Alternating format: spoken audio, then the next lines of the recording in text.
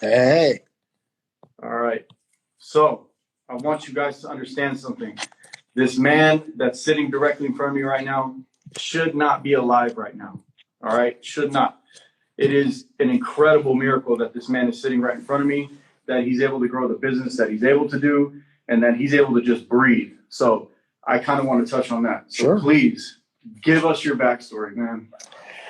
My name's Mark. I own Northwest Inc. in Atlanta, and kind of wandered into this business accidentally out of college. Kind of had a family interest in it. My grandparents had a shop in the northern suburbs of Atlanta, and just kind of always went in and cleaned screens and just kind of looked around, but never had any formal training on it.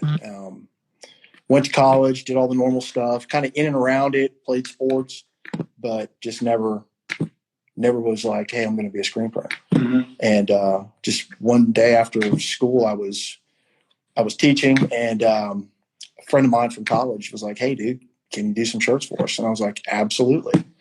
So I went over to my grandfather and was like, hey, dude, can I print?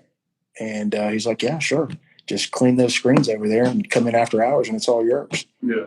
Set up my first job. It was 2-color front, 2-color back. Never printed before my entire life. Had my aunt, who was the artist, do the art for me, and burned it, printed great. And I was like, cool, man, I can do this. Kind of got into it, started tinkering with it. Got my second order, totally screwed that up, misspelled the word remember. Yeah. Spelled it remeber. Yeah. Hey, let's talk about that real quick. Before we do, though, arms off the table. Oh, got you, bro. Everywhere. All right. Back it up. All right. So your first or your second real job that you did on your own. All right. How many pieces was it? Oh, man, it was probably like 50 pieces. So 50 pieces, and what happened? Dude, totally just crushed the art, just didn't do any spell checks, and just misspelled the word remember. Yeah. And it was one of those ones where, you look at it and there's nobody else helping you. So you're like, yeah, dude, I've seen this 1,000 times. I'm good. Right. Yeah. You print it, man, these look awesome. Yeah. Throw them in the box, you got them folded up nice and crisp. Customer comes, you're all proud. You're waiting to get that check, and they lift it out and they're like, dude, these are great, but you spelled the word remember wrong. And your heart just sinks, man. You're like, shit. So, I know there's other people that have experienced that for sure, because I want to say that I have. I don't know if it was with the client. Maybe I may have caught it in advance, but it has happened for sure. It's the worst sinking feeling in the world ever as a printer, because you put, you got the money in the blanks, you got the time invested in the artwork, and, you do everything right, man. All the technical stuff is right. And just that one little thing, dude, and it's soul crushing. Yeah, for sure. It's humbling. How old were you at the time? Man, like 21, 22, 22 years old. It's like we started almost at the same time frame. That's pretty crazy. All right. So you deliver this product to this person. They're looking at you like, hey, this looks dope, but it's misspelled. Yeah, and they were pretty cool about it, and at the time, Georgia Tees, which got bought out by TSC, was literally like 2 miles from us. So, it's kind of that walk of shame back over there, reorder the shirts, go through the process, get it done. It's a little bit of tough love. Yeah. Hard to swallow, but, just one of those lessons that you learn the hard way that sticks with you. Did you turn it around pretty quick, though? Yeah. We turned it around like the next day. So, we met the deadline and everything was cool. And took a loss on it, obviously. Oh, yeah. Took a total bath. But, we learned. We didn't lose. We learned on that. Yeah, for sure. Something that I've always said is I don't count L's as losses. I count them as lessons. So anytime that I mess up, man, you call that an L. Like, I took a loss, But if you really think about it, it's really just a lesson that you were meant to learn at that time. Right. For you, slow down. That's it, man. Slow down. Check your work. Make sure we're good. 100%. You know what I mean? And I'm sure you learned a huge lesson from that. Yes. And you didn't take a loss. Yeah, I've always had kind of a life motto to where you're going to have good days, you're going to have bad days. But I've always just kind of lived by the mantra that, whether it's an inch or a mile, man, I'm always moving forward. So, it's great when you get those days where you can go in and, you can really pump out a lot of work and, you feel really good about it. Crew works good. Everything's clicking, presses are running, ink's hitting right, and coming off the dryer, everything's curing good. And then there's other days, man, you can come in the very next day, dude, and you just can't do anything right. Yeah. I mean, what's so crazy to me, and I think a lot of people can relate to this, is I'll get like a one color job, right? I'm like, I get this thing done right quick. Right. No big deal. Those ones, for whatever reason, seem to give you the most trouble. Yeah. I think you just get in that mental headspace to where you're like, dude, I got this. Yeah, man. yeah. It's like, then all of a sudden, like you can't print white, it won't lay down or just, it's just like, fuck, it's sticking to the screen or, they're pulling. It's always something crazy. Yeah, pulling the shirt off the board. Yeah. And it's what's crazy is I feel like that always happened to me the most when it was like an expensive garment. I think because I put like a next level of stress on myself, like I got to get this right. Like there was a time where someone brought me some like what's the name of that it's a high vis company, starts with a T, I want to say. They do like all high vis, like fireproof kind of stuff. Anyways, I can't think of the name right now, but anyways, these garments are really expensive. Oh yeah, like, that's safety. Like these jackets are $120, wholesale. Yeah. And I tried screen printing on one, but the thing is it has like the top layer of the out, and then it has like a padding on the inside, and then it has an inner layer. Oh yeah, dude. Yeah. And so I literally taped this thing down to my board. I just printed it manually because obviously the auto wasn't going to do it. So I taped this thing down, bro, under the board. I tie the sleeves underneath just to make sure it's secure. I go to print, and it just looked like water on top of on this garment. I was like, oh my God, yeah. I'm not going to buy another jacket. So what I did was I got my spot gun and I literally blasted out the entire image. Really? The whole thing. It made it? It made it. Well, because the protection I guess. No stains, no nothing. Dude, that's a lot. So then what I did, so what I did was I got vinyl and just heat transferred it. See, we learned the hard way on that. I mean, we've done some really like fucking shady shit to get stuff done before. Yep. I literally, like you were talking about that, we had a local police department, or our county police department's pretty big. And like those FBI, like those cheap ass, like your softball coach would wear, just like those cheap jackets, big ass yellow block letters. Yeah. They ordered like 300 of them from us one time. And same thing. It's like, they've got that inner lining and then the shell of the jacket. So I'm not going to go buy jacket hold down clamps for that. So we tried everything. Finally, I had my buddy come and hold from underneath the press, just the shell, and pull that shit down while we'd whack it. And then we put Nyla Bond in there and all that nasty stuff. Yeah. And we got it to work. But dude, we got done with the job and I was like, I cannot believe that worked. Yeah. And it's like I will never do that again either. No. Yeah, no. For sure. So after that, same thing with us. We started doing transfers and, HTV. And it was perfect at that point. Oh, I was yeah. like, man, why didn't I think of this first? You know what I mean? Yeah. Instead of doing all this weird freaking Chris Angel magician shit, trying to get this thing to stay. Yeah, or like you burn that giant like square on the back of it the first time on a polyester, and you're like, oh dude. All right. So you're 21, you start printing, hey, I can do this on my own, get my own clients. Yeah. Where does that take you? It's kind of an interesting thing. At the same time, my grandparents they did kind of like some trophies and awards type stuff. Mm-hmm. So I was finishing up college. My wife was finishing up college. We weren't married at the time, but I was just I guess that was like the original side hustle. Mm-hmm. So I was like, hey, I can go to school, I can do this. And, I wasn't going to go work at a bar or a burger joint or anything like that. Yeah. So I was like, hey, what if I did the trophies? And he's like, yeah, cool. So I bought the trophy business from him for $18,000. Okay. And first year did like, I don't know, something stupid like $75,000 or $100,000. But I bought a laser. I bought a universal laser. Mm-hmm. And started goofing around with that. And that was kind of like really my first jump into the realization that no matter what industry you're in, you really need to check out the technology to work smarter.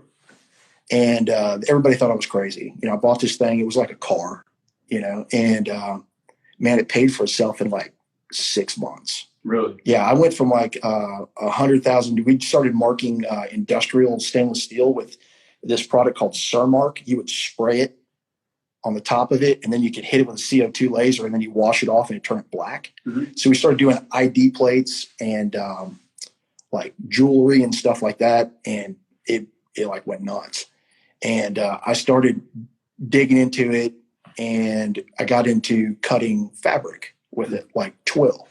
So from an athletic background, all the Major League Baseball teams and high school, college, all that lettering that you see sewn on the front of pro baseball uniforms is tackle twill.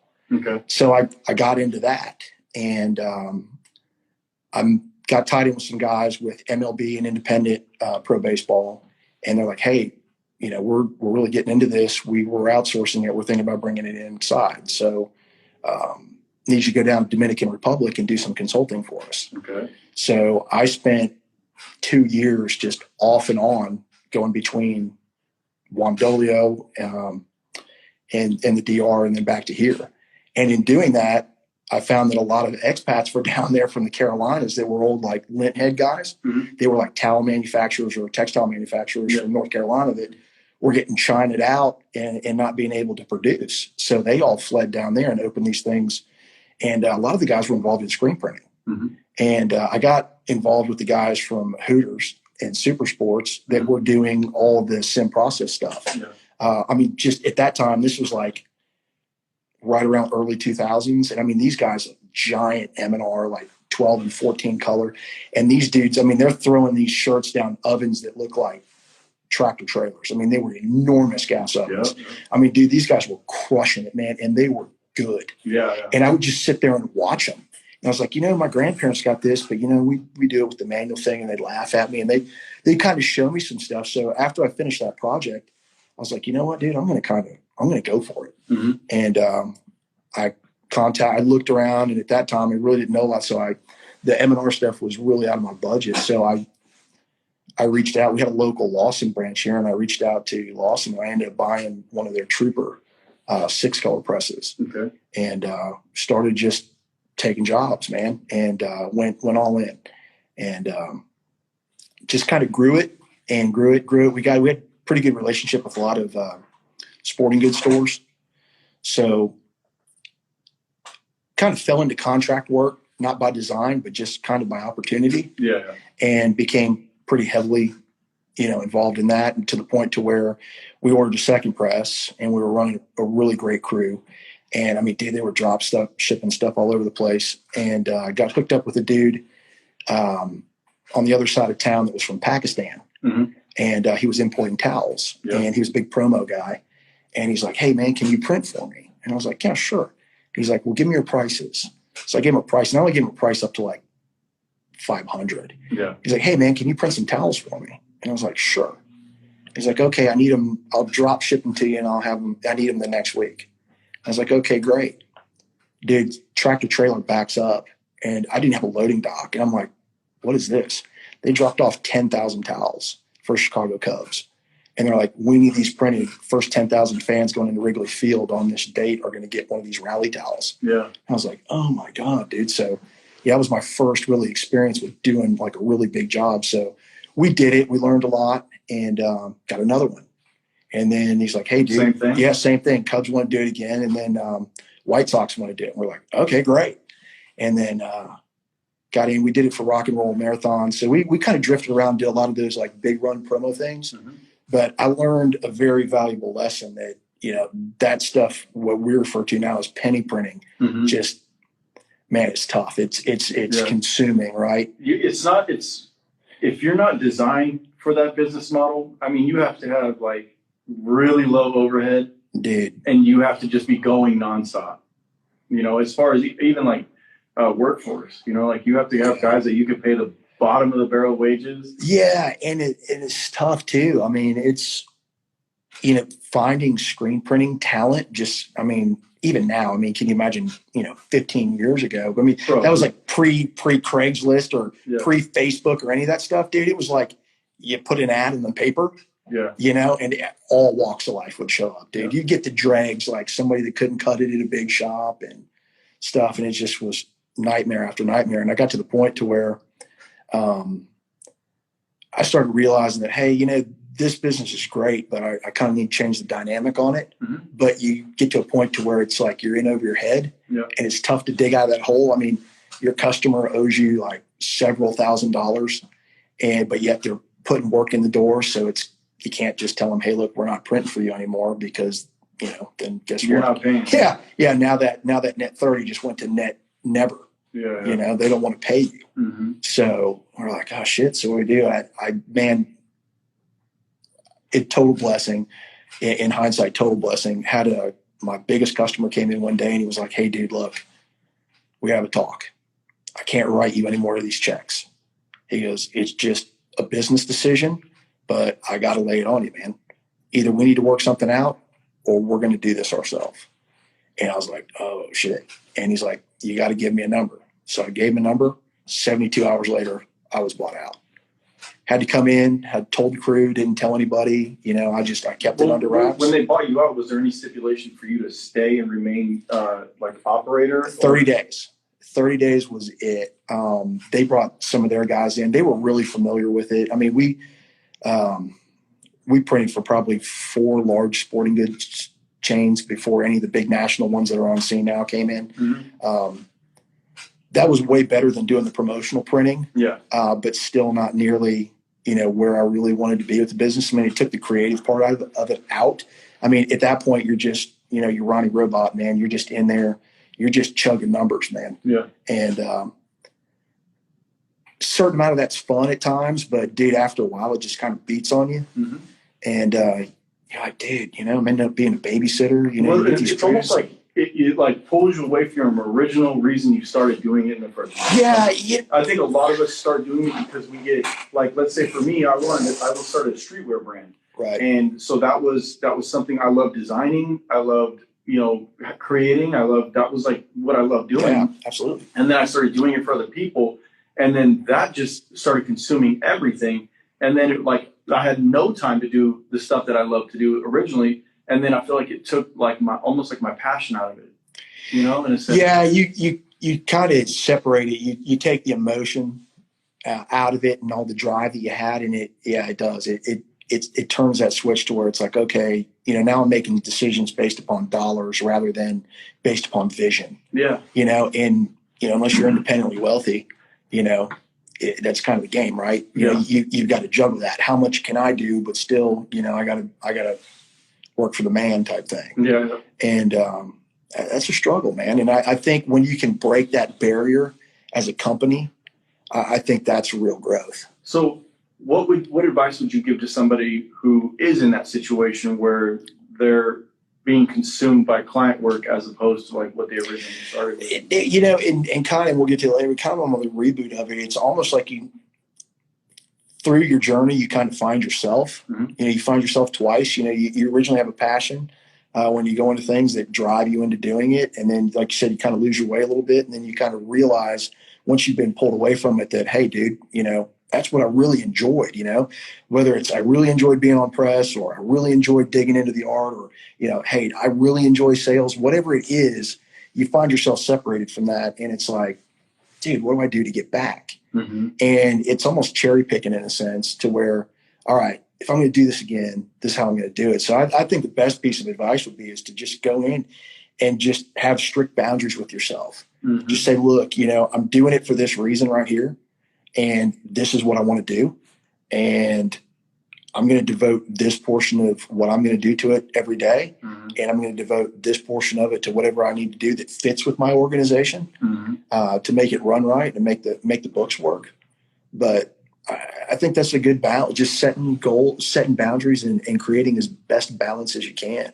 Okay. Yeah. I mean, in hindsight, I guess that I wish I would have done that because I feel like, for my company personally, I always offered a 10-day turnaround no matter what. Right. That was one of my separators as far as for my competition because they're like, oh, we're 3 months out. We're this many days out. And I'm like, okay, granted, I was a newer company, so I didn't have that type of workload yet. Right.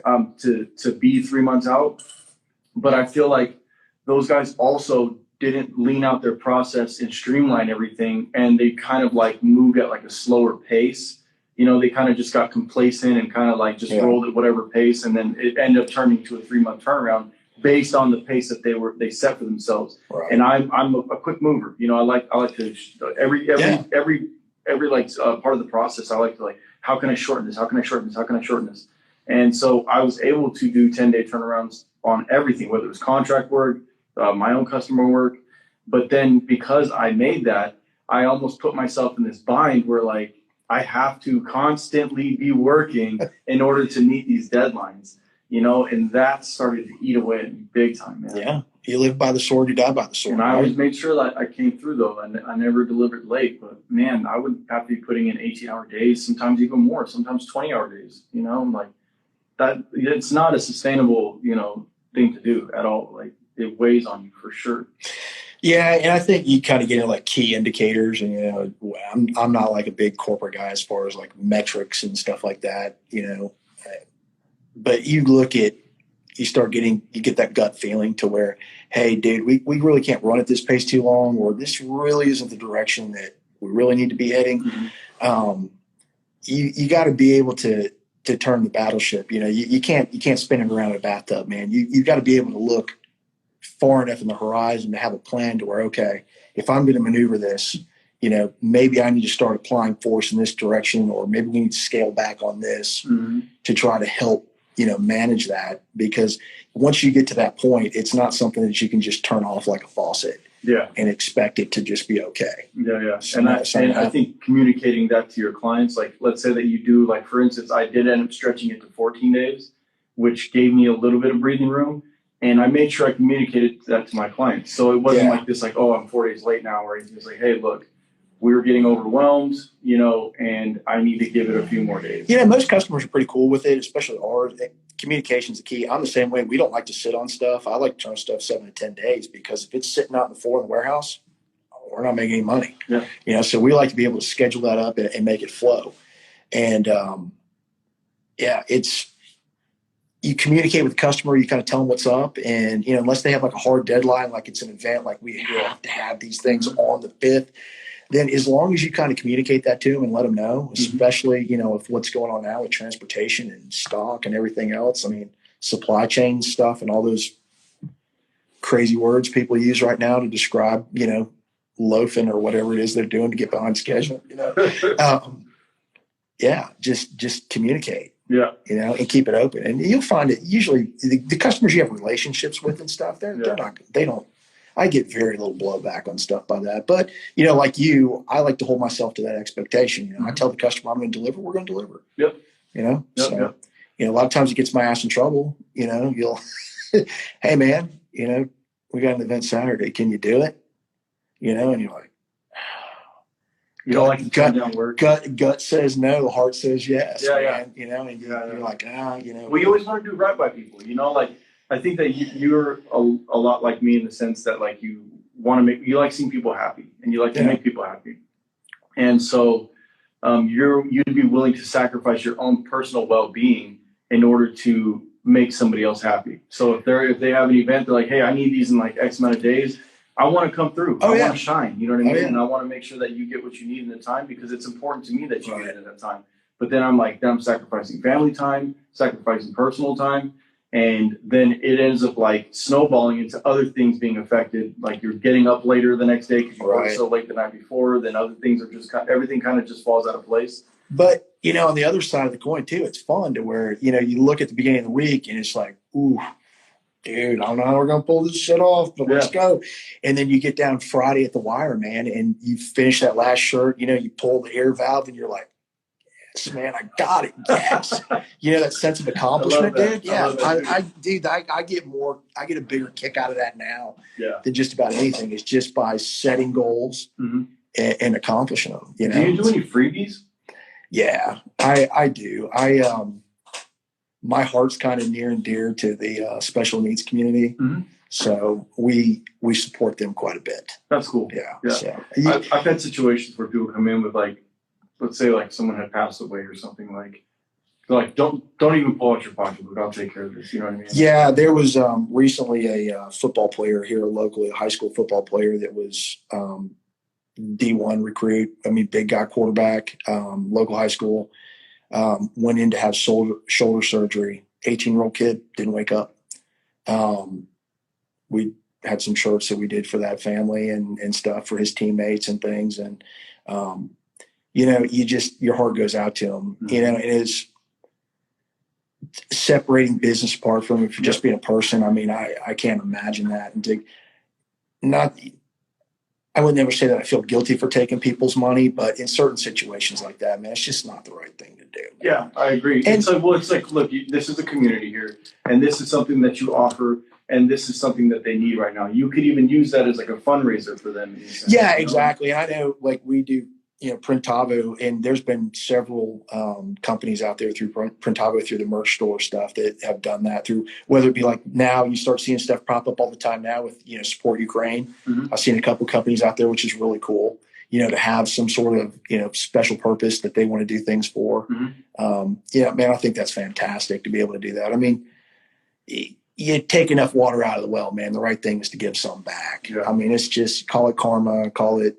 core Christian beliefs, whatever it is that, that drives you. Well, you just know when you're that type of person, you just know. I mean, there's people that love to capitalize on events. They look at those as opportunities to cash in, for instance, like some of those situations where they're not donating all proceeds to wherever. And then there are people who really want to just do, what can I do with what I have to help others, Yeah, I mean, there's a time and a place for everything, right? And, I found the key to it is when you get into situations like that, you have to give without expectation. Mm-hmm. To think that, hey, I'm going to give somebody this in this circumstance and maybe down the line I'll get something from that. You can't, man. You can't have that mindset. It's just got to be. It's just got to be a complete gift. Don't post it on your social media. Just genuine. From the heart. Genuine, just do it on the down low. Nobody's got to know. Yeah. Just hey, this, it's the right thing, man. So, yeah, man, I really like what you said. Yeah. Now, I really want to kind of segue into the moment that changed everything for you, because I still can't believe it, man. When you tell me these things, I can't stop asking questions because I'm so, I can't believe, like I said, that I'm even sitting across from you right now. You're talking about the day I won the lottery, right? Yeah. I did. No, I did. Oh, you actually did? I won the lottery. I won life's lottery. I am the one in probably, I don't know, several million.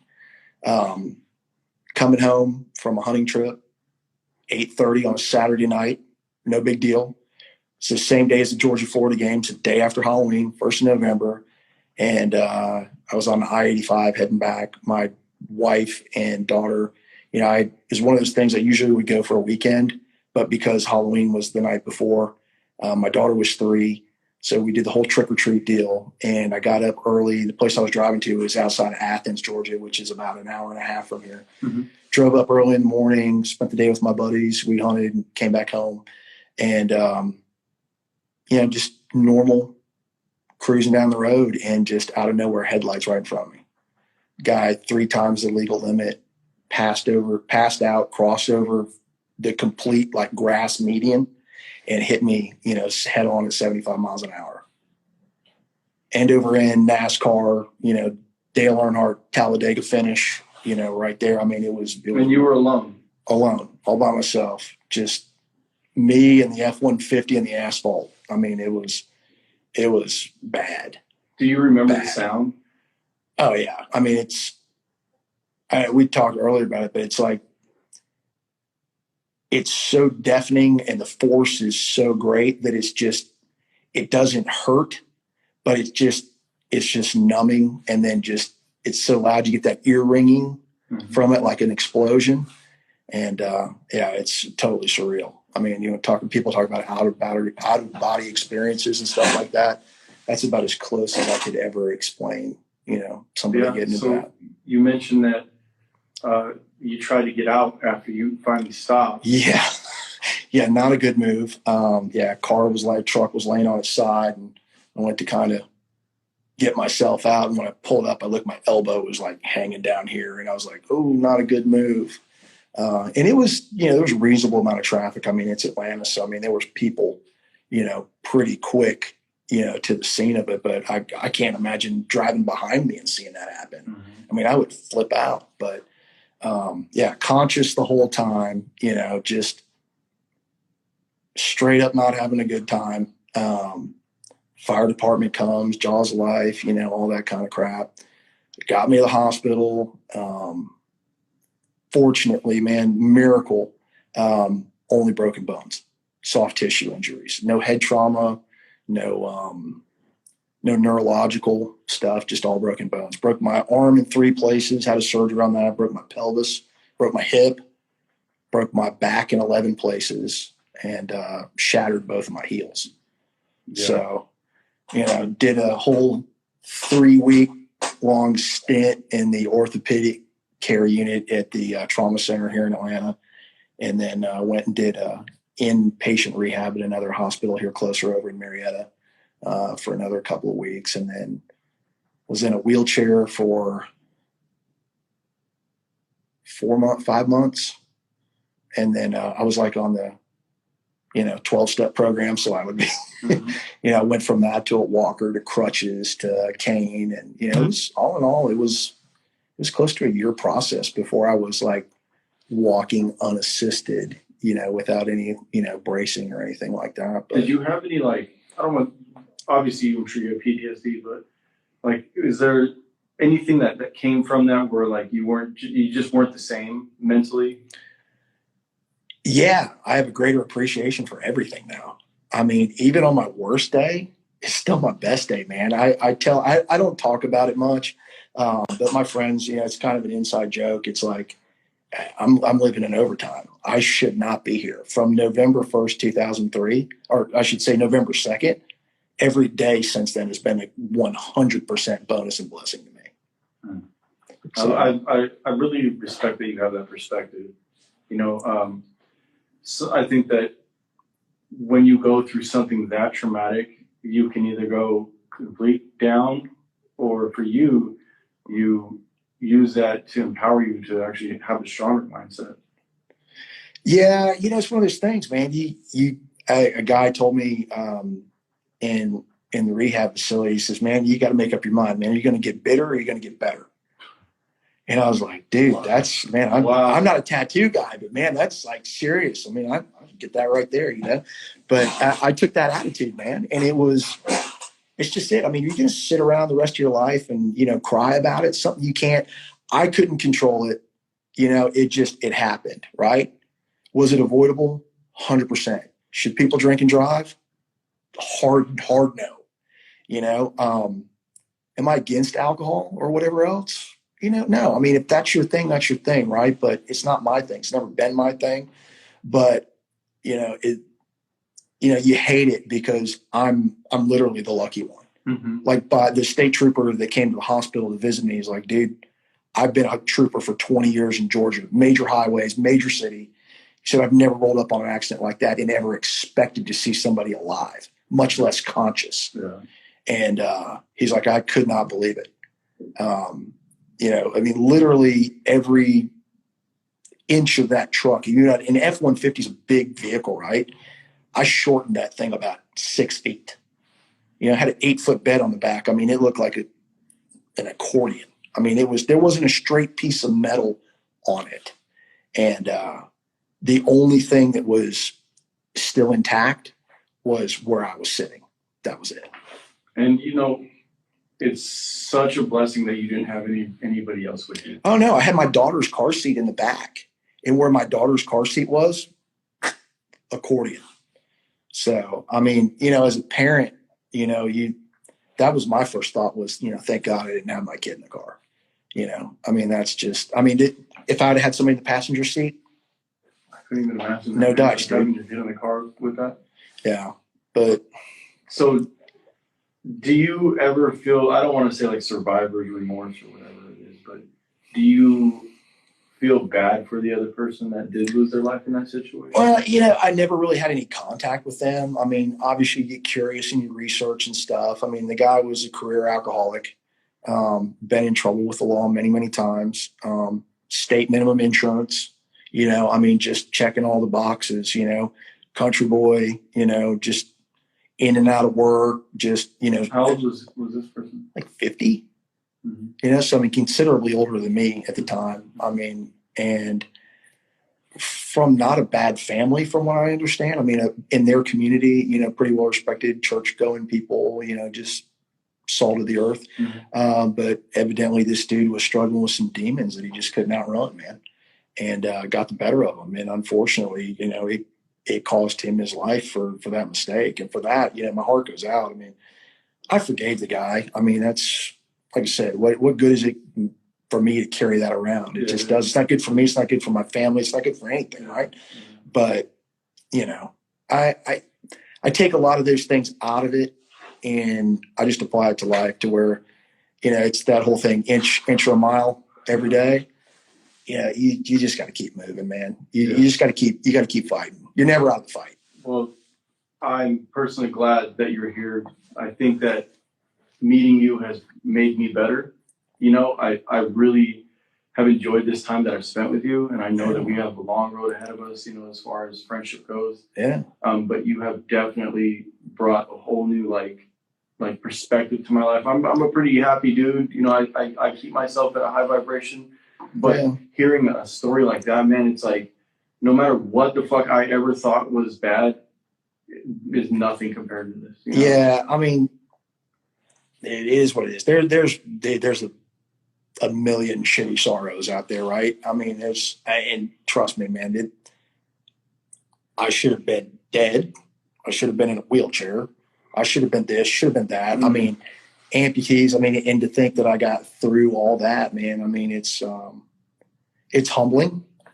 Because that's one of those instances where, like, it's not why me, because why did this happen to me? It's more why me, like, why did I get to walk away from this? Yeah. You know, what is it? And, you know, if I can do anything to help anybody out, I guess kind of I don't take things as seriously anymore as I did.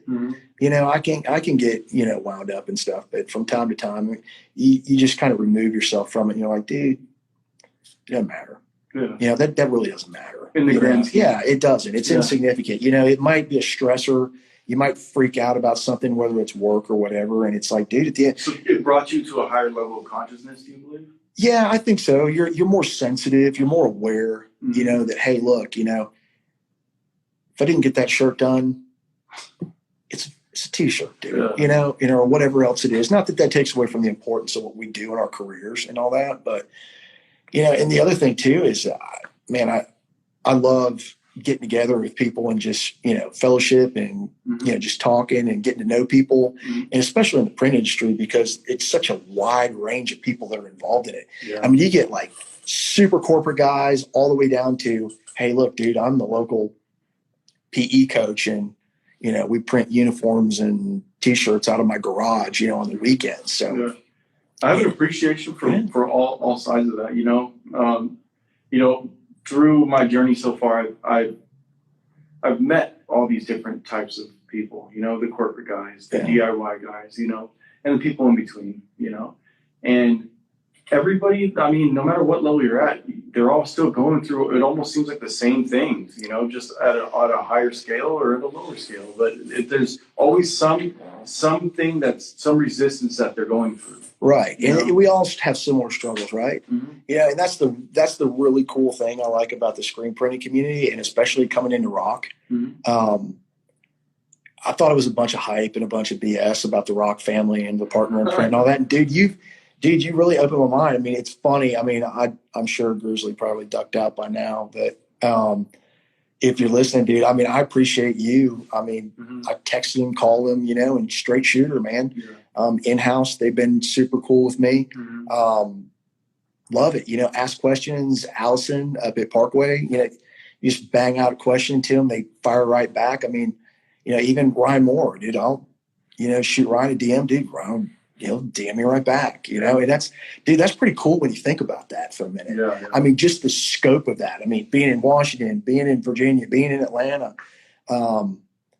it's really pretty cool, man. And when you get to that community where everybody's got those experience, man, everybody gets some, you know, I mean, and it's cool that people let down those barriers and they're like, hey, dude, yeah, I'm having a hard time laying down a white. What do I do?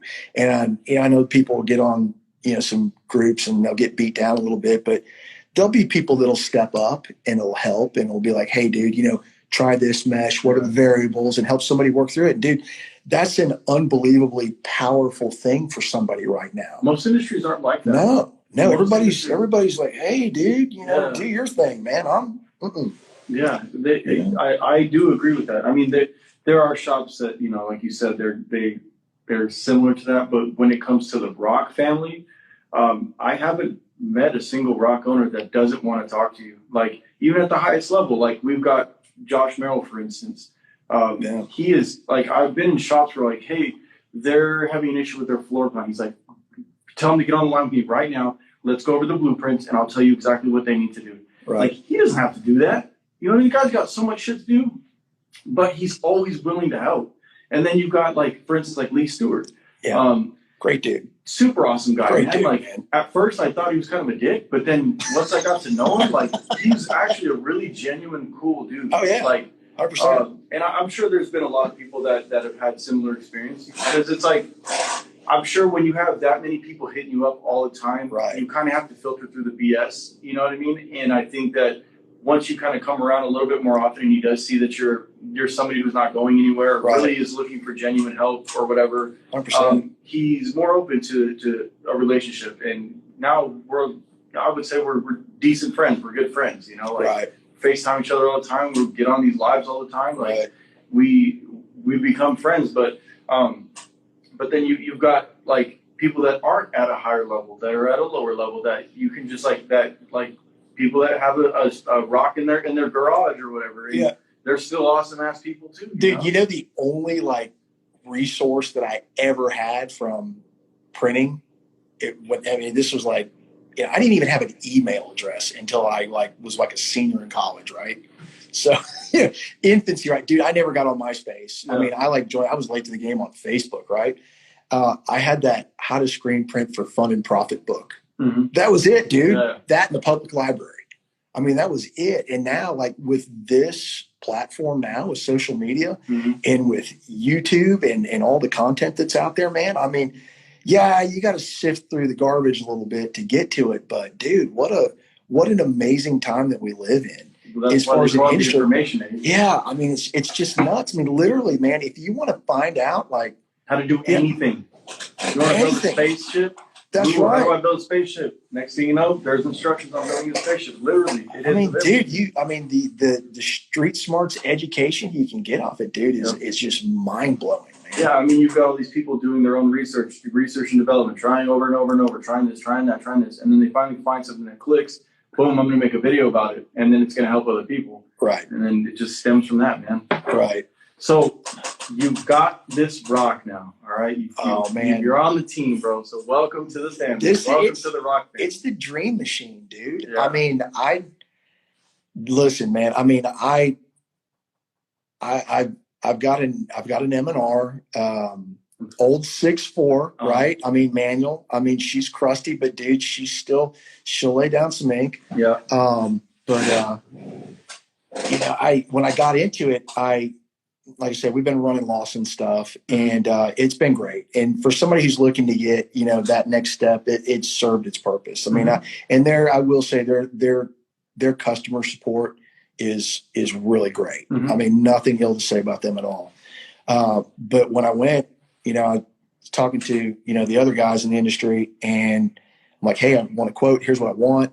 I started fishing around. I called Grizzly. I texted him, or I shot him a DM. He's like, yeah, dude, call me.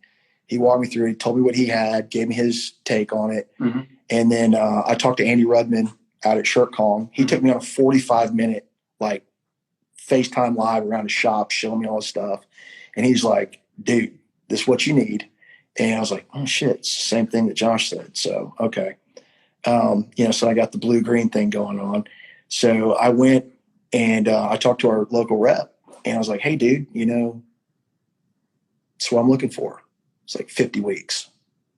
Hard pass. Can't do that. Dude, I need it now. Yeah, 50 weeks. 50 weeks, dude. And this was not that long ago. And I was like, man, I can't live with that, man. I'm busy now. Mm-hmm. And that's how naive I was about it. I just took for granted, oh, shit, I want to go buy it. Go down to the lot at Rock and pull one or wherever and just pull it off and put it in the truck. Dude, that is not reality. But yeah, so I DM'd Ryan, and he's like, hey, let me hook you up with Tala. And Tala was like, I got you. Here's what we got. And I was like, all right, a couple month wait, but I can deal with that. And dude, it was just butter smooth. And I I started digging in and I was like, hey, is there anybody that I can go look at one of these things, in Atlanta? And she's like, yeah, go talk to Sterling Ennis down at Sterling Promotions. Mm-hmm. So I called Sterling and he's like, yeah, dude, come on down, man. And I'm like, you sure you don't mind having like another shop owner coming in and look? He's like, dude, bring it. Yeah. So I showed up down at his place, man. He's got 3 presses. I mean, it's like the green machine when you walk in here, dude. It's impressive. And man, he walked me around, fit, you, next. It was my first up close really look at it to where I really paid attention. And when you looked at the craftsmanship of it, just, the precision of how clean and how just sharp everything is on it, just from not only from the aesthetics, but when you look at it, all the welds are clean, all the dials and everything, it doesn't look like some bullshit sticker put on something. I mean, it was like well thought out, right? Mm-hmm. So I started calling around and investigating with other shops, man. I just started getting the same story from everybody, no problem. I'm like, no, dude, what breaks? No, 3 years, nothing. It's good. Mm-hmm. I'm like, you gotta be kidding me. What's the maintenance thing? Yeah, I think we did something at like a couple 100,000 prints or something ridiculous like that. And I'm like, no. Hey, just before anybody thinks it's 50, 100,000, 250, 500, and $1 million. All right. Okay. Not 200,000 for the first one. So you're gonna put like an oil change sticker thing on the corner of my display. 50,000 prints. Yeah. It's time to service. Do not let your go machine go 200,000 impressions. Please don't. It will do it though. Believe it or not, it will do it. It's all good, but I got to the point where I was like, you don't have to touch a wrench on this machine, and they're like, no. I'm like, how do you move the pallets? And they're like, oh, you flick this and you do that. And I'm like, how do you change out what's the screen clamp situation? They're like, oh, you mean these 2 things? Click. Yeah. And I was like, dude, I was taken aback. Yeah. I really was, because it's a different design than what you're used to. When you've got that lift and lower pallet system, that's what right? You don't know what you don't know. Yeah. And when I started digging into it, I was like, I was skeptically impressed. Mm-hmm. I was like, there's still got to be some BS hiding in the weeds on this. And just, dude, everybody I talked to, it was like, same story. Yeah. And I'm like, dude, this is either like the best Colt ever, or like, this is like the green Kool-Aid that Ryan makes you drink or something like that, right? The lemon lime Kool-Aid. Thank you, Ryan. But dude, it's honest, dude. Yeah. It's amazing, dude. And I tell you, the day that the U was delivered, they were pulling out of the truck, dude. I got like choked up, man. This is like, you sent me a picture. You're like, dude. This is like, I felt like I was having another kid. I texted my daughter who's at college. I'm like, hey, you need to say hello to your new brother. Yeah. So that's like the running joke. It's like our 4th kid at the house, but man, it's really surreal. And, getting you involved has been just absolutely fantastic, man. I told you from the start, I kind of felt like just had an instant connection on it as far as, I didn't really have any expectations of how the install process was supposed to go. Mm-hmm. Just kind of in my mind thinking about how it would go. Not that anything is ever perfect, but dude, thank you. From the bottom of my heart, thank you, because thank you. This has been one of the greatest weeks. Professionally, this has probably been one of the biggest weeks ever for me in my professional career, just from the excitement and how hard we've worked to get to this point. And I know that sounds really crazy to say that about an investment with a piece of machinery, but when I took all the things that caused me to look for a new press, all the problems that we wrote down on the whiteboard, okay, this is where we're having a bottleneck. This is where we're having an issue. This is where we need to improve. This is a limitation. I couldn't believe it, dude. Rock checked every box, man. And then when we got it there today, and my press guy, Brendan, which, dude, he's a superstar. Yeah, dude. He's a superstar. Man. We'll talk about him in a second. So B's my man. Dude, when we put that 4-color with 2 flashes went on that press in one go round, and we knocked out 50 shirts in like less than 10 minutes, dude. It was like every sense of angst or just worry that I had that like, where's the monster hiding, gone. Yeah. Gone. I mean, it's, I know we've just had just a little sip right now, what's going on, but I mean, with adding the PRU and really getting the right setup, dialed in, man, I mean, it's a mind blow. I mean, I honestly am pinching myself. I can't believe that we got it here and that it's working and rolling, man. It's really impressive. I cannot wait to just start just crushing orders with it, man. And this install, just so you guys know, typically on an install, I'm given 3 to 5 days, depending on how much equipment is being installed. All right. I got here late on Monday, so I flew out. I had delay after delay after delay on my flights. I talked about that on the live that I did a couple nights ago. It was just one thing after another. Actually, in all, it only put me about an hour and a half behind schedule. But I got here about 2:30, and we had, I would say, 80% or more of the press done by 5 or 6, whatever time it was that we left. Right. I had been up since 2:30 in the morning. It was 6 p.m. I was like, yo, man, typically I would stay here and just continue. Like, you can even leave me the keys and I'll just carry on. You have a press in the morning, but I needed some rest. So I went back to my hotel, came back in the morning about 9 a.m. And before noon, we were already training, I think, or maybe like 1 o'clock. We were already training on the press. And his superstar, Brendan, right? Yeah. Brendan, I want to make sure I say that right. He picked up his training within an hour, maybe, and was already running projects on the press. Within 24 hours, we had a complete press built, his equipment, and operating, running jobs on it within 24 hours. Yeah. That's unheard of, bro. Unheard of. And it wasn't like we didn't have any bumps, right? Well, yeah, I mean, they were minor, but we had a little bit of air, stuff like that. So we had to work around, but normal crap, right? But it wasn't like zero static. Yeah, I mean, So that, to me, this was like a record-breaking install for me. It kind of, I don't know if I should set this as my new flow, like to expect to be printing by the second day, but this has been incredible for me as well, because it gives us more time to actually train on the press. Right. Like we can figure out where problems are going to happen. You know what I mean? Like, for instance, like if you try to index when the print hands are down, it's going to kick you a signal and nothing's going to happen. You're going to wonder why your press isn't working. Right. We can figure all these little dumb things out so that when I leave, like, oh, that happened. I know what that is. Typically you don't get that much time to do these type of things. Right. I know he's saying something stupid. Dude, this guy's a clown, dude. I love this guy. I know he's saying some dumb shit on there, but I don't know, man. I don't typically get this much time allowed for training and then being able to jump on the press. And I miss being on the press. Yeah. I really do. I nowadays I just get to build them and then it's like on to the next thing.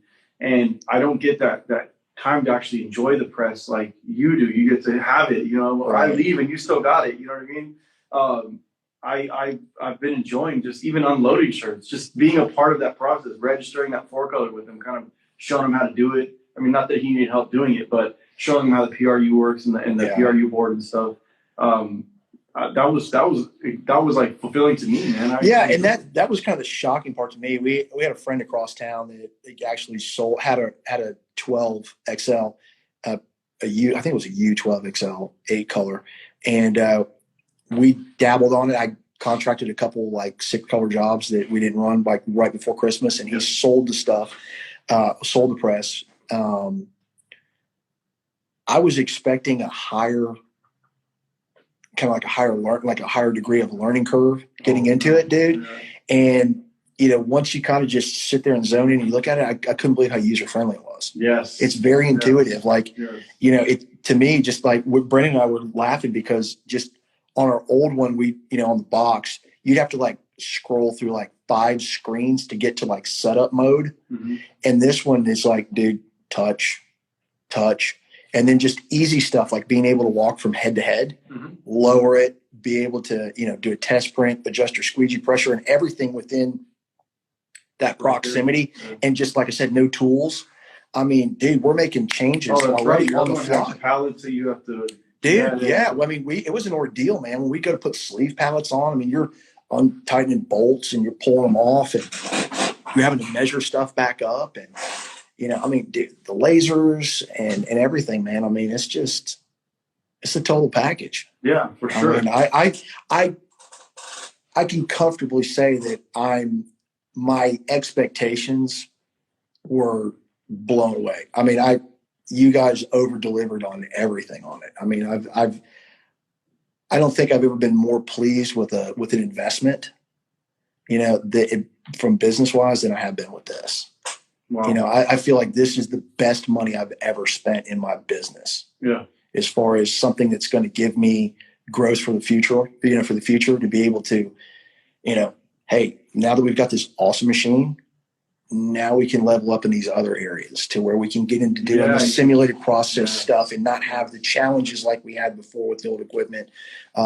So many more, attachments. Action Engineering's got all these cool things you can get for the press, and then just the sky's the limit, dude. And that's what I like about it. Just you can plug and play these different components, and then mess with stuff, man. And it's just like you said, the sky is the limit. There's literally unlimited possibilities, even. With the U and Next and then Eco models, there's just more bells and whistles on them. But I mean, they really all kind of do the same thing. It's just some are just more convenient and do cooler stuff, Yeah, from like a base level, like I was driving over here, and from a base level, you're like, okay, a manual. You put a shirt on it, you get a squeegee, and you run a couple pulls on it, it prints a shirt. And then you look at this, and it's, it prints a shirt. But when you really look at it, man, it's like that tool is, it's almost like a perfect storm between like an incredible employee, who's not going to call in sick and not going to do this, that, or the other. You don't have to worry about it. That variable of that is taken out of the equation. So I feel like, I can depend upon it. We know the expectations are, and I don't feel like I've got a ceiling to it to where it's like, hey, dude, this press is great, but 3 months down the road, I'm going to wish that I bought this. Yeah. Type thing. So, I think for what we had to do and where we're at now with our business and where we want to go and grow with our business, I couldn't have made a better decision. Well, not only all that, but then to add even more sweetness to the deal, you've got a 3-year rock solid warranty. So you literally have everything covered for 3 years, everything. And to be honest with you, that's crazy. The way that we partner with the shops that we work with, it's even beyond those 3 years. I've seen Rock do some things for people that was beyond their warranty that they didn't have to do, and that's something that I really appreciate. But right now that no matter what happens with your press, even if it's something where your press is going to go down for whatever reason, I doubt it ever will, but if it were to, we would be here within a couple days and it would be resolved right away. Yeah. And like I said, that's no cost to you. Yeah, right. And then even furthermore, plug it into that community, right? To where you can put something out, hey, I'm having this problem or having that problem, and then have a bunch of your peers be able to reach out and say, hey, dude, lower your heads, dumbass, but even like they call them FIRs, the field incident reports. Right. That service team, Mike's actually in this conversation here now. He is one of the greatest techs I was blessed to work under, and I still am. I still learn from him on a daily basis. He cares and he knows what's going on with these machines. Like he knows his shit 100%. And you've got him, you've got Buck, you've got Jason, you've got Josh, you've got a lot of guys, and they'll jump on a call with you. They'll stop what they're doing and jump on a call. Like for instance, Amber, she was having an issue where she needed help changing her flash bulbs. Buck was unavailable at the time because I think he was actually traveling or whatever it may have been. So I jumped on a call with her. I was building another press in Montana. I was underneath the press on FaceTime with her, explaining to her how to change her bulbs, and she got it done. Right. We care about our clients that much to where, like, even if I'm under a press at another install, I'm still helping someone else. Yeah, and that's, that to me, that was probably the biggest, the intangible stuff too, is is super important to me in the buying process. It's like, everybody's your friend, until you write the check, and then after that, it's like, forget that bozo, I got his money, so reeled him in, right? Mm-hmm. And, that's what I keep hearing the stories of all these things. It's not BS, dude. It's legit. I mean, you've got a company who cares about its customers. And, how stupid smart is that, right? Gee, let's build a really incredibly powerful piece of line of equipment to service all these needs in an industry that's got so many different possibilities. Mm-hmm. And hey, even better, let's service them, and let's not like dump them off and leave them for dead when something breaks or whatever else. And you know what? Hey, maybe next time when they're looking to level up or expand or whatever they're going to do, maybe we'll sell them another machine. Mm-hmm. I mean, that's stupid to think that, jokingly, right? But you know what? It's the truth. Mm-hmm. I mean, from cars to whatever else, I mean, that experience and that level of comfort to be able to think that, hey, I made this huge investment. For a lot of people, man, when you start creeping up on like 6-figure investments on a business as a small business owner, that's like not a joke, man. I mean, that's not like a whim. Like you're just going to go out and I'm going to buy a P10 today. Mm-hmm. I mean, it's people, you got people who are like, dude, they're rolling the dice on their life savings, or, they're signing for something that they're on the hook for 5 years or whatever. I mean, it's a really serious investment. And you hear horror stories of dudes getting into like DTF machines or DTG machines, and like 6 months or 12 months down the road, dude, you got a boat anchor. I mean, dude, that's soul crushing as a business owner. But, when you see a manufacturer out there that really gets involved and builds that community, not just the product, but then gets in there and builds that community and really gets everybody involved in it, man, how would you not want to be a part of that? Yeah. It's almost like getting in a club. Yeah. The first rule of Rock Club is, you don't talk about Rock Club, right? Well, actually, you do talk about. Yeah, you do talk about it. Maybe that's the Rock Club. It might be one of the other press companies. Don't talk about anything, please, because they want bad. So, there's a couple things I want to touch on. Okay. All right. Your white ink situation. All right. Yes. How do you get your white ink so amazing? Okay, guys, look. He was printing white on it wasn't a dark garment, but it was, a darker garment. It was darker shade. 2 strokes of white, no flash, completely white. Please, how do you get your whites so white? Now, if Grizzly puts on here some bullshit about frosting like you did the other night, dude, I'm gonna laugh. I expect it. Yeah, he's a fondant guy. I didn't know that. I thought he was a buttercream dude, but no, seriously.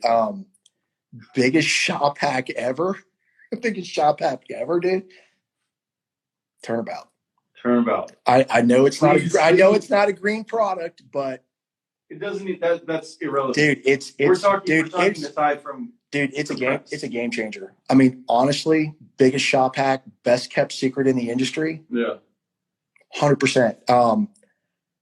Dylan Gilligan from Upstate. I heard him talking about it. And I talked to another guy that's got a shop. He's like, yeah, we got him. He's like, yeah, dude, we come in the morning. We put that bucket of white ink on the turnabout. We fire up the ovens, and in 20 minutes, dude, we're ready to print. Yeah. And I'm like, that's bullshit, And we have a metal fab shop here in the back in the space we're at. And I had the dude make me up like some paddle bits that we put on a drill. And man, we go back there and we'd be beating that thing around inside that bucket for like 15 minutes. Still wasn't much better. Dude, we're adding curable reducer. We're putting viscosity buster in it. Mm-hmm. And we run Wilflex stuff. I mean, I've just always had good luck. Yeah, Wilflex is amazing. Yeah. They have amazing ones. It's good stuff. Yeah. And, we liked their amazing bright white. We've tried the Monarch. We really like the Monarch stuff. But we had just heard from a lot of people running rock equipment that they really liked quick white. Mm-hmm. So finally, after a couple of phone calls and some research, I talked to our rep and I was like, hey dude, can you quote me on one? And he's like, yeah, it's like close to $3,000 and you got to wait like 90 days. So man, I started scouring, dude, these things are like unicorns. You cannot find a used turnabout anywhere. Yeah. Well, by luck, dude, I went and found one in Montreal. It was dude, the thing's like 20 years old. I mean, it looks like ass. I mean, it's pretty ugly. It is, dude. She's going to get some love. We're going to fix her up. But dude, I mean, it's a record player. You turn it on, you stick the blade in, you lock the bucket down, you turn it on, and it's got a little like speed knob on there, dude. And you just kind of put it on, halfway, and it just, the cool thing about it is the way that blade is raked on there, it doesn't like stir it.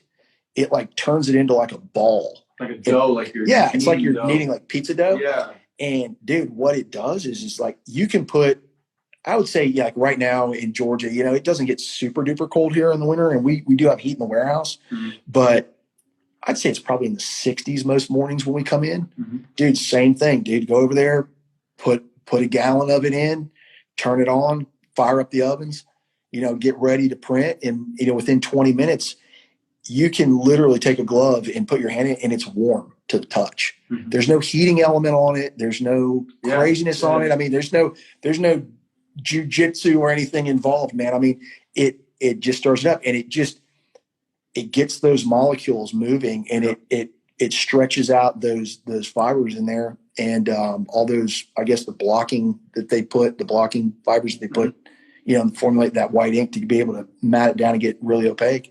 And dude, it turns it into like honey. And we found that going with like 158 hydromesh and using that with like a triple durometer squeegee. Yeah. I mean, it lays down so good that like we bought a roller for this press thinking that we would need it. And you've seen it, dude. We've printed 3 jobs now, and it's like glass flat.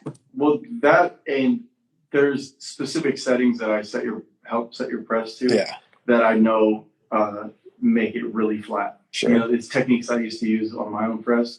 If I didn't have a stampinator, I didn't have a roller, I didn't have an iron, I didn't have any of those things, and I had very, very flat prints. So I remember my angles, my pressures, and everything, and I kind of set your press up that way. Yeah. But not to take away from. Yeah, no. Even with that V-flat squeegee we had on our old press is a lot like the Workhorse and the Tufts. If anybody's got any of those out there, it flips once to flood, and then so it pulls. Double squeegee. Yeah, right. It's like a TP, right? And we were amazed. Even like we use a lot of performance white from Willflex.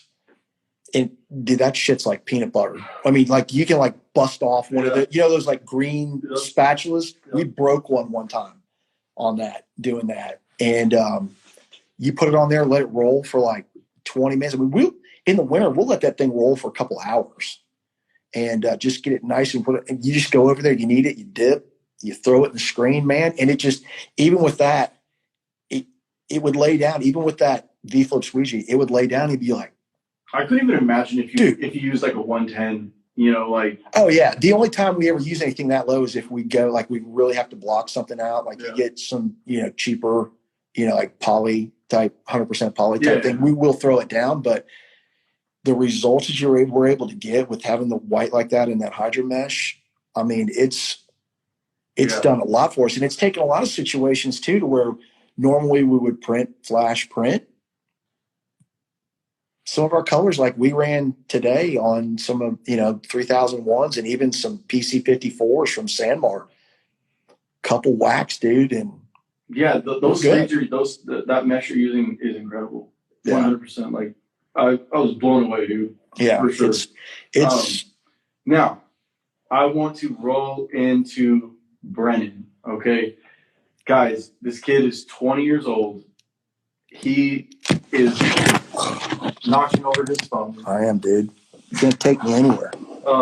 This kid is 20 years old, and he's going to be somebody in the screen print world when it comes to being a press operator. Like, there's no doubt in my mind that he has the secret sauce. And how did you find this kid? Dude, funny story. I was looking to hire somebody, and there was a local graphics program through high school. Mm-hmm. And I went into a friend of mine at a supply house here in Atlanta. I was like, hey, dude, do you know anybody that's looking for a job? I'm hiring, need a press operator. Mm-hmm. And he's like, well, I don't know if you're open for it, but I got a kid that's in high school and he'd be interested. He's graduating. I mean, he's an Eagle Scout. I mean, he's a great kid, man. Mm-hmm. And I'll hook you up. So he called and he came in the shop.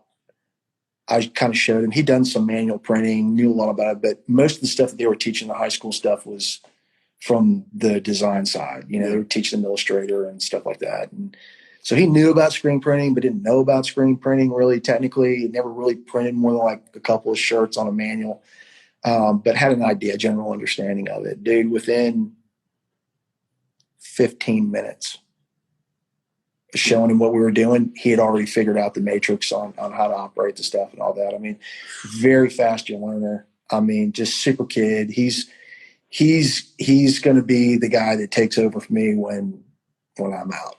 Yeah. He's earned his rightful spot here, and even being with me for a couple of years, I mean, he's earned it here. You know, he's into it. He geeks out about it. He can't learn enough, and it's I honestly think he was more excited about getting that press than I was. Yeah.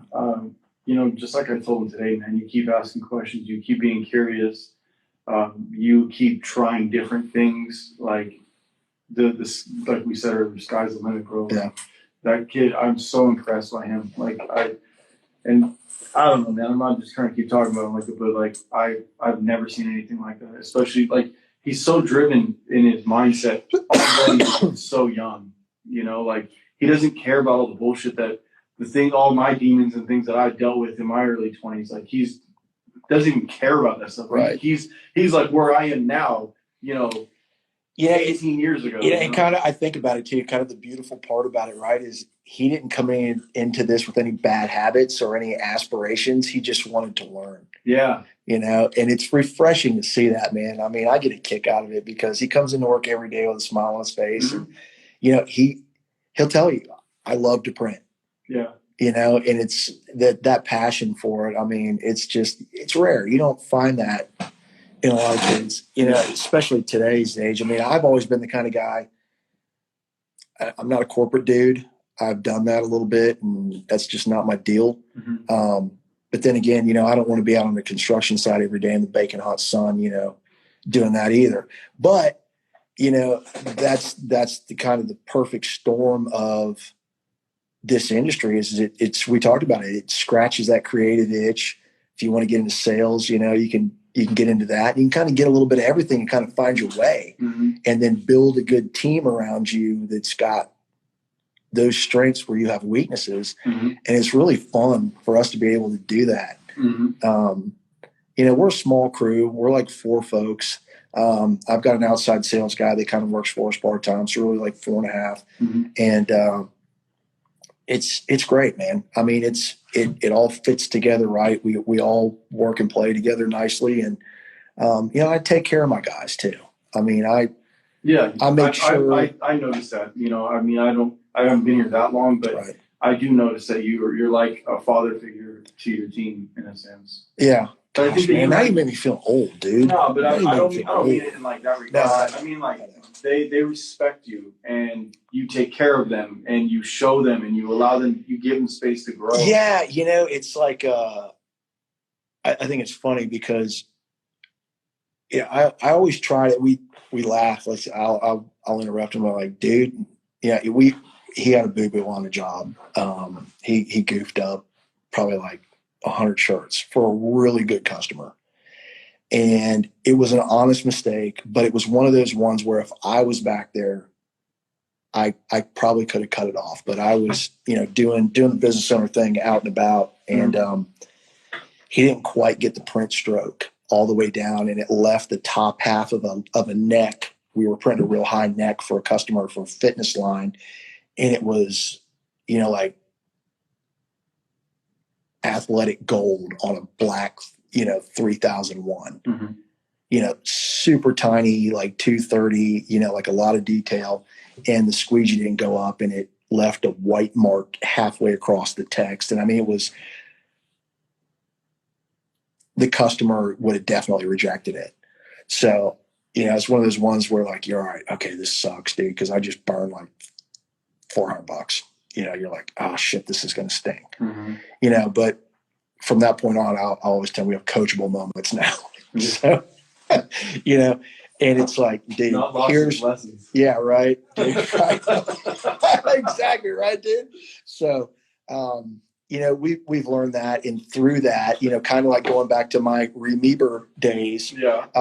You do that shit once, right? Yeah. You don't want to beat on him though, No, you don't. And I'm not like going to be that dick that like docks his pay. Like I'm not like that. So, I mean, shit happens, right? I mean, we're people, right? Yep. I mean, shit breaks, and we do dumb stuff every once in a while. And sometimes, dude, it's just an honest mistake or something that's out of our control. Yeah. Like when you pull a shirt out of the box, and that one time you don't order an extra and you pull it out and it's got the big ass hole in the armpit, or like that string you shouldn't pull, and you pull it and it takes the whole neck out of it, dude, just shit happens, man. And you got to roll with it. I mean, it's just part of it. Mm-hmm. But yeah, I mean, and he's you can really tell too, he gets tough on himself too. Because he cares. Yeah, right. He took the punch, dude, and he'll get up, he'll take the standing 8, and then he'll get right back in it, man. So I'll just tell him, dude, look, you just got to brush that shit off, dude. And we got to move forward. Yeah. I mean, we fucked up. Let's move forward. Yeah. And, it's fun to be able to have him here and to be able to do that. Mm-hmm. Now I want to ask you, what else can rock do for you to help you succeed? Whew, man, that's kind of a loaded question, right? Because I don't know what I don't know yet.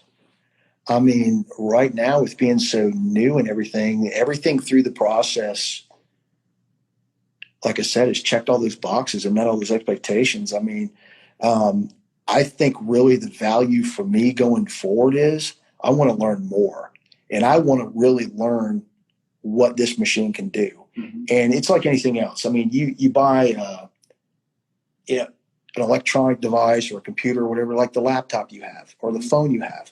Dude, you probably only use 10% of what the capabilities of that thing are. So yeah, dude, I would love to be able to have an opportunity to where down the road to where we could really deep dive in and really learn fully what we can do by blending art and the technology and the capabilities of the machinery going forward to be able to, really expand our business and take us up to that next level. And what is your definition of success? What tells you that you're successful, or what are your indicators? I would say honestly, it's just that feeling in my gut, that I know that there's hope out there and there's growth, that we're trending in the right direction, mm-hmm. that we're making relationships with it. I mean, probably my biggest marker for success is that when I came back into this for the second go round, I still have the same people with me. We've added a few, but I still have the same people with me. I still have the same customer base.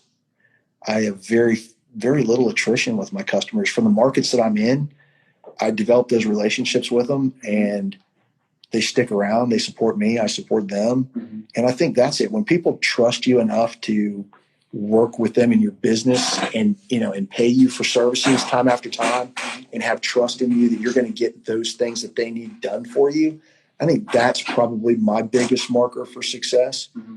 is to know that I've come to that place in what I'm doing to where they value me. Yeah. And they want to see that, and then they turn out and they'll refer me to other folks, or like we belong to a couple of County Connect things on Facebook, and somebody will come on and be like, hey, does anybody know anybody in Atlanta that does like some shirts? I need this, that, or the other. And they'll be like, dude, Mark Weimann, Northwest Inc. And I'll DM them right back, and I'll be like, dude, that means so much to me that you think of me to be able to do that, and it's, what other industry are you going to get that from? Yeah. I mean, hey, I need a hammer. Oh, hey, hit up Bob at the Bells Ferry, Ace Hardware. They don't do that. For somebody to do that in the printing business, I mean, dude, that's pretty cool. Yeah. That's pretty cool. Something that I feel that is your superpower is your networking abilities. you have a very large network of people that you affiliate with, and that you're always looking for more people. You know, I've noticed that about you in the last few days that I've been around you, that you are big on networking. Oh, dude. It's my wife's a kindergarten teacher, right? And I always joke that I want to write a book when the time comes to retire, and I want to call it "Make Friends with a Janitor." You know, my parents have always kind of taught me to where, you know, be nice to everybody, talk to everybody, because you just never know in life. You know, you plant those little seeds, and you just never know that, you know, that person down the road may turn out to be a friend, may turn out to be, you know, a customer, who knows what. But, you know, there are no coincidences, man. I mean, people are going to come in and out of your life, you know, personally and professionally. And I think if you throw that out there, that you give people respect at face value, and you don't have any assumptions from them by their looks or anything like that, you just get to know the person and come into that with an open format. It's just always served me well. I mean, I was always that kid in school. I wasn't like the popular guy, but, you know, I was friends with everybody. And, you know, I did the fraternity thing in college and all that kind of stuff. And it's just one of those things, man, just time and doing that, man. It's just amazing how all that stuff kind of connects. It just, I don't try, you know, but, you know, to me, it's a natural ability. It is. Well, you know, and I don't really look at it like that. I mean, I look at it just as I try to be the best person I can be, you know, and, you know, give back what I can and help what I can and treat people, you know, and ask questions and get to know people. I mean, you really talk to somebody, you know, like, hey, how you doing? You know, oh, fine, you know, great. But, you know, just people are interesting, man. You ask people questions, you know, like, hey, dude, you know, I really like that shirt. Where'd you get that shirt? Or I really like that hat, or I like that car, you know. And my wife gets on me because, you know, we'll like be pumping gas or something, and a guy will pull up and be like, man, I really like that truck, man. You know, you know, and you'll have a conversation with somebody, and, you know, at the end of the day, you're like, well, what was the purpose of that? You know, but you just never know. Yeah. You just never know, man. For sure. You just never know. So let me ask you something. Are you proud of yourself? Yeah, of course. Of course. I feel like we could always do better, right? But, you know, I'm raising 3 amazing kids. And to me, all business aside and everything like that, I mean, my wife and I will be married 25 years this year. And congratulations. Yeah, thanks, right? Yeah. And yeah, I mean, dude, I may not be the richest guy in the world, and, you know, that's not my aspiration by any stretch of the imagination. But it also depends on what your definition of rich is. If it's just monetary, no. Rich in life, you know? Yeah, I'm very, dude. I'm blessed. I'm rich in life. Rich, oh, dude. Oh, yeah. Dude. I'm like the Jeff Bezos of like of life, of life, right? Yes. You know, I mean, that's, to me, that's more important, because, dude, at the end of the day, I mean, kind of going back to all that stuff I went through, man, it just makes you realize, just in the blink of an eye, how shit can just change. Yeah. I mean, whether it's, you know, somebody gets sick, or, you know, an accident, or you just never know. And the older you get, I think the more appreciation, the more respect for that you have to have. You know, it's, I guess at the end of the day, when it's all said and done and you're gone, you know, I guess really what anybody wants to be is like just somebody to think that you're a good person, right? Yeah. And that, you know, they treated you well in life, you know, that type thing. So, yeah, man. I mean, I don't know. Yeah. For me, that's pretty well it. You know. It took me, I mean, damn near 30-something years for me to actually figure out what my values were. You know, what my morals were. I was never taught that as a kid. It was never like, hey, don't be like this. I was just a freestyling kid at all times. And that led me down a really dark path. And once I actually developed moral standards and values, everything that I do either falls in line with that, or I don't do it. Right. You know, and once I started doing that, my life got better and better and better. And now I won't bend on anything that doesn't align with those, you know? Yeah, you kind of find yourself, right? Mm-hmm. And that's hard. That's a lot easier said than done, you know, in today's day and age. I mean, like I said, people are always working, oh, what's my purpose, you know, or what's this or what's that. Dude, be you. You know, you don't run the same race as everybody else. Everybody has a gift in this world. And when you can offer that to the world, when you find out what that gift is, and then you add that value to the world, that is your purpose. Yeah. You know, it could be anything. It doesn't always have to be like this monetary thing that everyone thinks it has to be. No, it doesn't. I mean, and you know, as dumb as that sounds, I mean, what really matters, dude? At the end of the day, what do you really got? Yeah, and is it your thoughts that are telling you that that's what matters, or is it your outside influences that are making you think that that's what matters? You know, and once you can finally get to know you on the inside and what you actually want, and not what someone's telling you that you should want, I think that you'll be more in tune with yourself, and again, you'll start moving only in the direction that aligns with what that is. Yeah, it's funny how that kind of stuff goes hand in hand, right? Because you know, you talk, you get like Tony Robbins, and you get Ed Miley, Gary Vee, and all these guys out there that talk all this cool stuff, you know, about this, that, or the other. But at the end of the day, when you all boil that down, that's what it's all about. It's about having direction and confidence in yourself. That's all it is, man. I mean, dude, you have to throw that, you know, I told you it's like the Tyler Durden thing, man. You got to throw that shit out of your head, man. You can't be driven by, oh, I got to buy this so I can impress that and this. Dude, at the end of the day, people don't care. They say they do, but they don't. And, you know, you just got to get you a tight circle and figure out what makes you tick and what your stuff is, dude, and go for that. And what everybody else says, dude, forget it, dude. They're haters. You know? Boom. They're haters. Look, man. You can't let that shit get you down, you have dude. X amount of days, minutes, hours, months, years, whatever. You only have so much of that. And if you don't follow what your heart is telling you to do in that time, you're going to live a life of regret down the line, because you're going to be disappointed because you didn't follow what your heart was telling you to do. There's always something inside you at all times that is telling you, I need to be doing this. I should be doing this. But instead we do X, Y, and Z as opposed to A, B, and C, which is what our heart's telling us to do. And when you don't do A, B, and C, and you only do X, Y, and Z, when you're old, you're going to be bitter. You're going to be disappointed in yourself. Regret's a nasty drink, ain't it? Yeah, you don't want to be tasting that, man. No, man. And I've just learned to say, you know what? Who cares what anybody else thinks? As long as I'm not hurting other people, what the fuck do I care about your opinion for? You don't, dude. You know what I mean? It's so typically, if it's not someone's like, hey, that's probably not a good move. You know what I mean? As a friend. Yeah. If it's somebody that's just like, that's stupid, it's because they're projecting their own self-doubt and, you know, all that onto me because they can't do that themselves. So they think that nobody can fucking do it. Yeah. You know, so it's the old, what's the Dr. Seuss quote? Those that mind won't matter and those that matter won't mind. You know? Yeah, 100%. You know, that's just it, man. I mean, it's a